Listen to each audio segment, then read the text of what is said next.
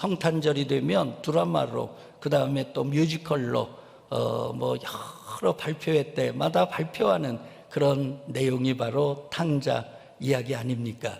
근데 여러분, 탕자의 비유의 주인공이 누구예요? 제목이 탕자의 비유, 그러니까 탕자. 그런데 그렇지 않아요. 탕자의 비유의 주인공은 아버지예요. 그 아버지는 바로 우리가 믿는 하나님 같은 분이세요. 할렐루야. 예, 그러면 여러분, 탕자 비유의 주제라고 하는 게 뭐냐?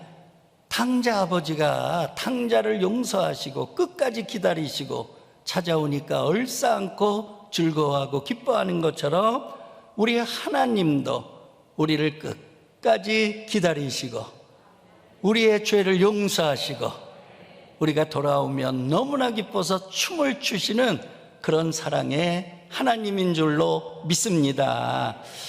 우리가 성경 말씀을 이제 이해하려면 저는 문맥을 알아야 돼요. 탕자의 비유, 예수님께서 그냥 어느 날 갑자기 하신 게 아니거든요. 그 말씀을 하실 수밖에 없는 상황이라고 하는 게 있는 거예요.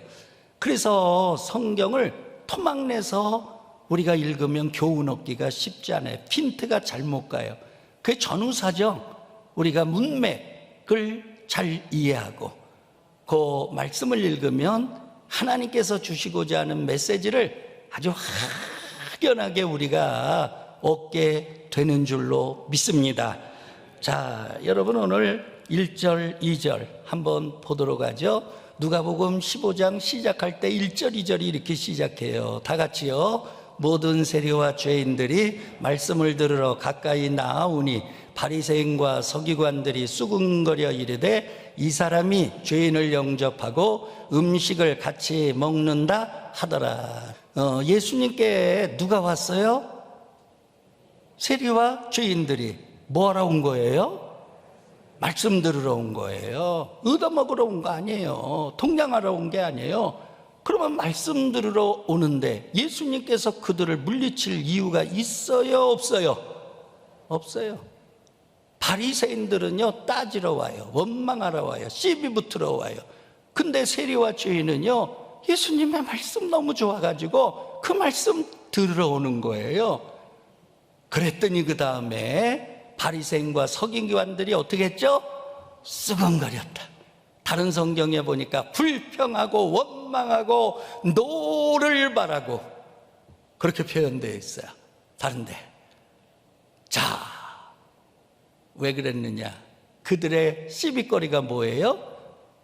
이 사람이 죄인을 영접하고 음식을 같이 먹는다 하더라. 이 사람이라고 하는 이 사람은 누구냐? 예수님. 근데 여러분 아셔야 돼요. 성경에서 이 사람, this man, 그랬을 때 이 사람, 이거는 경멸할 때 쓰는 단어예요. 예. 이제 다음 주 설교가 탕자 2거든요. 거기서 제가 터치할 겁니다. 예. 맏아들이 자기 동생이라고 얘기 안 해요. 이 아들, 예, this man. 예, 이거예요. 경멸할 때는 쓰는 거예요. 그러니까 예수님을 아주 경멸하는 거예요. 이게 인격적으로 뭐 대우하고 이런 게 아니에요. 이게 this, 물건 취급하는 거거든요. 그 정도로 낮추는 거예요. 그러면서 이유는 뭐냐? 죄인을 영접하고 음식을 같이 먹는다. 예수님 공생의 활동 동안에 얼마나 세리와 죄인들 가까이 하시고 그들을 껴안으시고 그들과 음식을 같이 나누시고, 그래서 세리와 죄인의 친구라 별명도 얻으시고 그러셨잖아요. 예수님은요, 궁궐에 가신 분이 아니에요. 소외된 자, 눈물 흘리는 자, 아파하는 자, 세상에서 비난받는 자, 정말 고통당하는 그들을 가까이 하시고 그들의 친구로 그들을 위로하시고 그들에게 하나님 나라를 전파하신 분이 바로 예수님이신 줄로 믿습니다. 여러분, 당시에 이 세리라고 하는 사람에 대해서 성경은 뭐라고 표현했는가? 그걸 보면 유대인들이 세리에 대한 인식을 알 수 있거든요. 자, 마태복음 21장 32절에 뭐라고 기록되어 있어요? 세리와 창기. 그러니까 동급으로 노는 거예요. 창기하고 세리하고 동급으로 놔요. 마가복음 2장 5절에 보면 세리와 죄인. 아주 세리는 죄인이야. 저게요, 나란히 같이 나오는 건 동급이란 니꼬르라는 거예요. 이게요, 접속한다 이런 의미보다는 이꼬르 개념이 가까워요. 뜬자. 그러니까 세리는 창기야, 세리는 죄인이야, 세리 도둑놈이야, 뭐 그런 거거든요. 마태복음 18장 17절에 보니까 이방인과 세리와 같이 여기더라 그랬어요. 그러니까 세리를 이방인처럼 여겼다. 그러니 유대인들이 제일 경멸했던 자들이 누구예요? 이방인이에요. 하나님 몰라요, 율법 몰라요. 그래서 아무거나 막 먹고 그러잖아요. 우상 숭배하죠. 뭐 그러니까 유대인들은요, 이방인을 절대로 집으로 안 들였어요. 왜 그러냐? 이방인이 들어와서 자기 집에 물건을 만지면 그 물건이 부정타. 그래서 부정한 것이 돼. 그러니까 여러분 봐보세요. 세리인들 들였겠어요? 세리도 이방인처럼 취급을 했으니까 세리도 절대 집에 안 들인 거예요. 아주 근처도 못 오게 울타리를 치고 그 다음에 문을 잠가놓고 그런 거거든요. 근데 예수님은요, 세상에 그런 세리들, 그들을 영접해? 아니, 그들과 함께 음식을 나누셔. 그러니까 바리새인과 서기관들 눈에는요, 그게 굉장하게 거슬린 거야. 네, 아주 그거 볼 때마다요, 속이 뒤틀렸을 겁니다. 그래서 오늘 예수님께 와서 세상 말로 말하면 시비를 붙는 겁니다. 시비를 붙는 거예요. 그때 예수님께서 그들의 생각이 얼마나 잘못됐는가 대응하기 위해서, 그러니까 논리와 논리가 부닥뜨리면 이래요, 터져버리거든요. 그러니까 예수님은 논리를 논리로 공격하지 않아요. 비유의 말씀으로 그냥 끝내버려요. 그래서 예수님께서 그들의 공격에 대응하기 위해서 세 가지 비유의 말씀을 하시죠. 첫 번째가 잃어버린 어린 양, 두 번째는 잃어버린 드라큐마 찾은 여인의 이야기, 세 번째 탕자의 이야기. 그러니까 오늘 이 누가복음 15장을 통해서 바리새인과 서기관들, 유대인들, 그 다음에 예수님, 제자들, 왜 트러블이 일어나는 건가? 왜 충돌이 일어나는 건가? 근본 원인이 어디에 있는가? 여러분, 우리가 질문해야만 돼요. 여러분, 간단하게 말씀드리죠. 유대인들은 율법주의자들이에요. 율법주의자들은 뭐예요? 율법으로 구원받는다는 거예요. 네가 율법을 다 지켜야 돼. 그거 지키면 구원받아. 그러니까 인간의 행위로, 인간의 노력으로 구원받는 거죠. 그걸 가리켜서 자력적 구원이라고 그래요. 인간 스스로 지 힘으로 구원받는 거 자력적 구원. 그러니까 불교도 자력적 구원에 들어가요. 유대교도 자력적 구원이에요. 불교도 다 자기가 득도하는 거거든요. 고행에서 해탈하는 거거든요. 그러니까 인간의 힘으로 열반에 들어가는 거예요. 근데 여러분, 우리 기독교는 그렇지 않아요. 예수님은 그렇지 않아요. 여러분, 이 세상에 구원 얻을 자가 없다는 거예요. 그래서 예수님께서 이 땅에 오셔서 우리를 구원으로 인도한 줄로 믿습니다. 그러니까 우리가 구원받을 때 인간의 힘으로 구원받는 게 아니라 십자가의 은혜로, 십자가의 사랑으로, 십자가의 복음으로, 십자가의 믿음으로 우리가 구원받은 줄로 믿습니다. 그런 구원을 가리켜서 뭐라고 얘기하느냐? 타력적 구원이라고 해요. 하나님에 의해서 구원을 받았어. 예수 그리스도에 의해서 구원을 받았어. 그러기 때문에 자랑할 데 없는 거예요. 그러기 때문에 천국 가는 그날까지 구원받은 거 감사하고 또 감사하고 감사하고 또 감사해야 될 줄로 믿습니다. 자, 이제 첫 번째입니다. 12절 말씀 다 같이 읽겠습니다. 그 둘째가 아버지에게 말하되 아버지여 재산 중에 내게 돌아올 분깃을 내게 주소서 하는지라. 아버지가 그 살림을 각각 나누어 주었더니, 자, 둘째 아들이 어느 날 아버지에게 요청해요. 자, 내용이 뭐예요? 재산을 자기 분깃이 있는 거 달라는 거예요. 그러니까 유산을 상속해달라, 그런 얘기예요.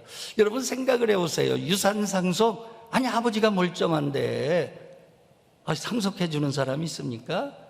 물론 뭐 상속세 안 내려고 야금야금 작전 세력들 뭐 그런 건 특수한 경우고, 일반적으로 볼 때는 아버지가 임종해야 그때 유산 문제가 진행이 되잖아요.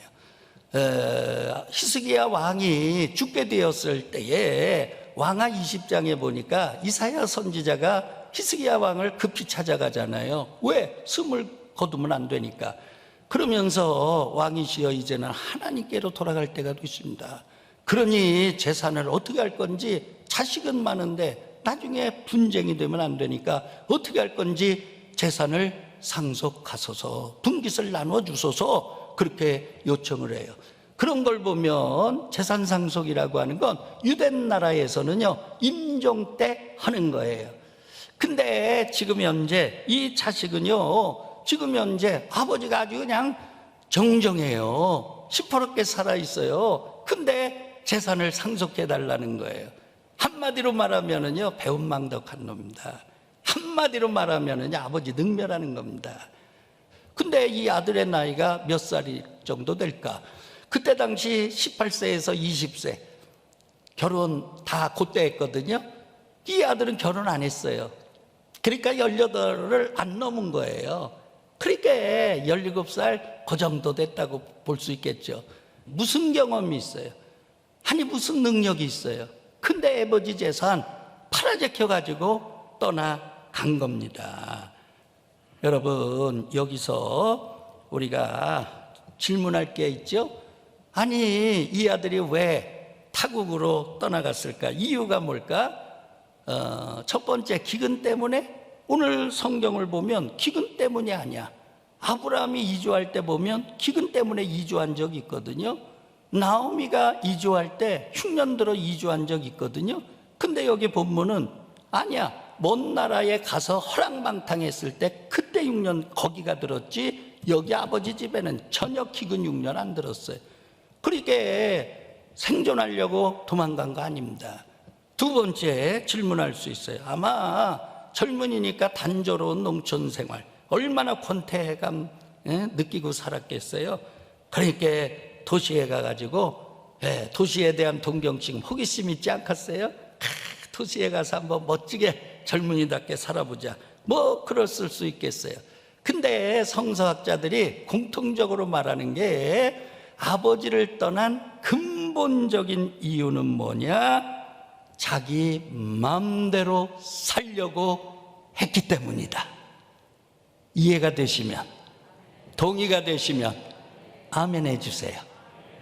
여러분 그거 외에는 없어요. 오늘 본문 보면은요, 아버지 울타리 왜 벗어나요? 아버지 집을 왜 떠나요? 자기 마음대로 살려고 그러는 거예요. 자기 뜻대로 살려고 그러는 거예요. 집에 있으면 아버지가 잔소리하지 않았겠어요? 동네 사람 눈치 봐야 되지 않았겠어요? 그러니까 먼 나라 타고 아는 사람도 없고 지인도 없고 혈연도 없고 뭐 일가 친척도 없는 그런 나라까지 내가 내 마음대로 이 인생 살아보자, 그래가지고 떠난 거야. 그러니까 떠난 동기가 좋은 건 아니에요. 여러분 우리가 하나님을 떠날 때 여러분 이런 일이 없기를 바랍니다. 할렐루야. 야, 그런데 오늘 여기서 이제 아버지는 하나님이니까 메시지를 잡아내야 돼요. 자, 이 아들이 재산 3분의 1을 갖고 간 겁니다. 그때 당시 장남은 2배를 주는 거니까 아들이 2류, 그러면 셋으로 나눠서 2개는 맏아들 주고 하나는 그 아들 주고. 근데 맏아들은 달랏소리 아니했으니까 그냥 아버지가 갖고 있는 겁니다. 그래서 3분의 1 재산을 팔아가지고 이제 가는 거예요. 근데 아버지가요, 그 아들 오늘 본문 보니까 벌하지도 않아요. 그 다음에 야, 네가 어떻게 갈 수 있어? 나 죽이고 가, 나 밟고 가. 그리고 막 들어 누워서 아들 그 다른 나라 가는 거 강제로 막 못 가게 말리지도 않아. 아버지의 모습이 그거 아니에요. 여러분, 여기서 우리가 하나님을 생각해야 될 줄로 믿습니다. 여러분, 하나님은요, 우리가 잘못할 때마다 벌하시는 하나님 아니에요. 여러분, 우리의 자유의지를 강제로 꺾으려고 막으시는 하나님이 아니세요. 기다리시는 하나님이에요. 인내하고 또 인내하시는 하나님이에요. 할렐루야. 창세기 3장, 아담과 하와가 선악과 따먹었죠? 눈이 맑아졌죠? 자신을 보니까 다 벌거벗어서 얼마나 수치스러운지 몰라. 그래가지고 동산 뒤에 숨었다고요. 그때 하나님이 어떻게 하셨어요? 막 채찍으로 벌하셨나요? 아니에요. 먼저 아담과 하와를 생각하신 거예요. 그래가지고 가죽 옷을 지어서 아담과 하와에게 입힌 줄로 믿습니다. 부끄러움과 수치를 당하지 않도록 하나님께서 그들에게 사랑을 베풀어 주신 줄로 믿습니다. 자, 두 번째예요. 그 아들이 아버지 집을 떠났어요. 어떻게 됐나 봐야죠. 자, 13절부터 16절까지 다 같이 읽습니다. 그 며칠이 안 되어 둘째 아들이 재물을 다 모아가지고 먼 나라에 가 거기서 호랑망탕하여 그 재산을 낭비하더니 다 없앤 후 그 나라에 크게 흉년이 들어 그가 비로소 궁핍한지라 가서 그 나라 백성 중 한 사람에게 붙여 사니 그가 그를 들로 보내어 돼지를 치게 하였는데 그랬어요. 자, 먼 나라로 갔습니다. 내 마음대로 내 뜻대로 캐세라 세라까지 율법이고 하나님의 뜻이고 뭐 없다까지 그냥 마음이 그저 통하는 대로 움직여보자. 그래 가가지고 첫 번째가 뭐냐? 허랑망탕이요. 허랑망탕 아시죠? 사치하고 향락하고 그냥 몸에 즐거움은 다 했는 거. 그러니까 큰형이 탕자 돌아왔을 때 뭐라고 얘기해요? 아버지한테 따지잖아요. 아버지 살림을 장녀들과 함께 삼켜버린 이 아들. 이 아들. 아버지 재산 팔아제켜가지고 장녀들하고 다 날렸어요. 이런 거요, 이런 거. 그런 삶을 살면 재산이 남아 있겠어요, 없겠어요? 아니나 다를까 보니까 재산을 다 낭비했다, 허비했다. 그러니까 한마디로 말하면 탕진한 거예요. 아주 쫄딱 망한 거예요. 그러니까 어떻게 되냐? 아무것도 없어. 거기 친척이 있습니까? 아니, 학연이 있습니까? 아니, 무슨 자기가 거기서 뭐 살던 무슨 관계된 사람이 있어요? 아무도 없어요. 거기서 쫄딱 망했어요. 그러니까 이제 노숙자요. 거지요, 거지. 그러니까 돼지 치는 사람이 이놈 데려다가 돼지나 쳐야 되겠다. 그래가지고 돼지 농장으로 끌고 갔다는 거예요, 이게. 근데 안 줘, 밥을. 그러니까 이 탕자가 돼지 먹는 사료, 쥐염 열매, 그거를 먹음에 배를 채우려고 그러는데도 돼지 쥐염 열매를 주는 자가 없었도다. 신세 끝난 거죠. 여러분, 그 아버지 집에 있었으면 대접받고 이 고생 안 하는데 아버지 집 떠나가지고 이게 뭔 놈의 인생 꼬라지가 이 지경이 됩니까? 그래서 여러분, 우리가 알아야 돼요. 칼빈이 얘기했어요. 뭐라고 얘기했느냐? 하나님과의 소외가 바로 단절이 소외거든요. 떠남이 소외거든요. 소외가 곧 뭐라고요? 영혼의 죽음이다. 하나님과의 소외, 하나님과의 단절, 하나님 떠남, 그것이 곧 영혼의 죽음이다. 그런 얘기예요. 여러분, 이 말씀 우리가 가슴에 새기기를 주의 이름으로 축원합니다. 여러분, 우리가 여기서 알아야 돼요. 자유의지 하나님 주셨어요. 너무나 귀한 거예요. 근데 자유의지를 잘 쓰면 여러분 우리는 천국의 삶을 살아요. 근데 자유의지를 잘못 쓰면 우리는 짐승 같은 신세로 전락할 수 있다고 하는 사실 여기서 배워야 돼요. 작은 아들, 자유의지를 잘못 쓴 거죠. 그러니까 여러분들 자유의지 귀한 겁니다. 하나님은 우리를 로봇처럼 만들지 아니하셨어요. 하나님은 우리를 강제로 너는 요렇게 살아라 그래가지고 마치 뭐 소설에 나오는 주인공 작가가 다 조정하듯이 그런 거 아니에요. 여러분 하나님은 우리에게 여러분 하나님의 형상대로 지어주시고 우리 안에 자유의지도 주셨는데 여러분 이 자유의지는 하나님을 향해야 될 줄로 믿습니다. 여러분 선용해야 될 줄로 믿습니다. 탕자처럼 악용하면 얼마든지 짐승 같은 신세로 타락할 수 있다고 하는 사실 우리가 기억하시고 여러분 하나님 제일주의로 하나님 중심주의로 살아가기를 소망합니다. 룻기의 교훈 아시잖아요. 나오미가 흉년 들어서 베들레헴 떠났습니다. 혼자 살고자 떠났습니다.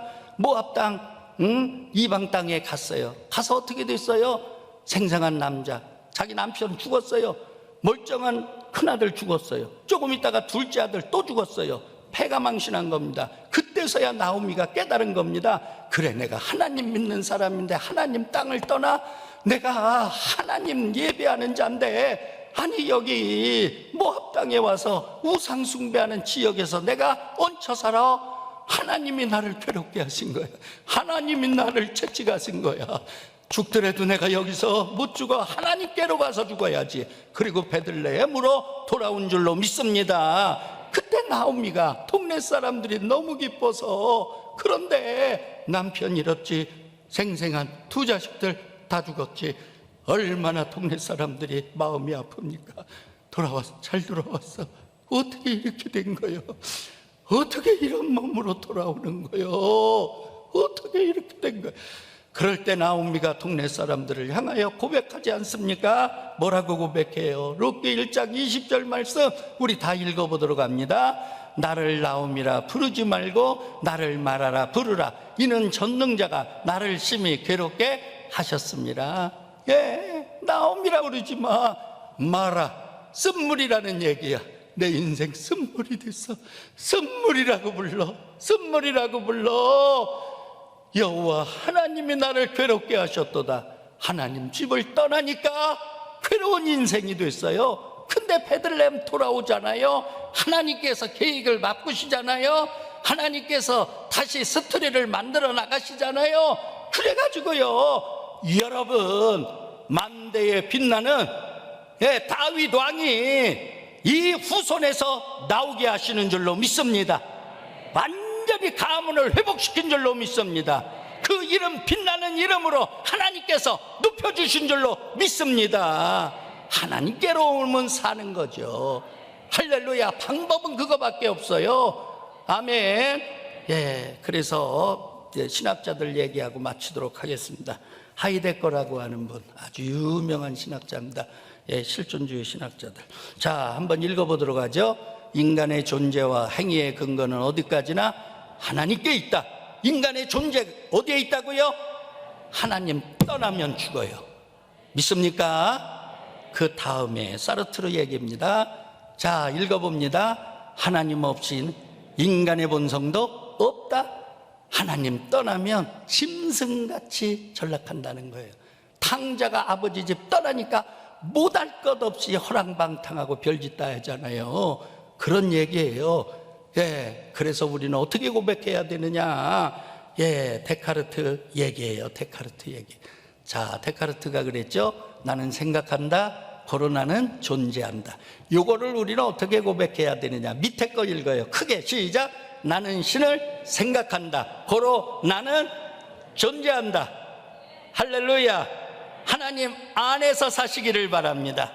하나님 앞에서 사시기를 바랍니다. 하나님 떠나는 일이 없기를 바랍니다. 절대로 울타리 벗어나지 않기를 주의 이름으로 축원합니다. 축원합니다. 여기 계시면 천국에는 승리합니다.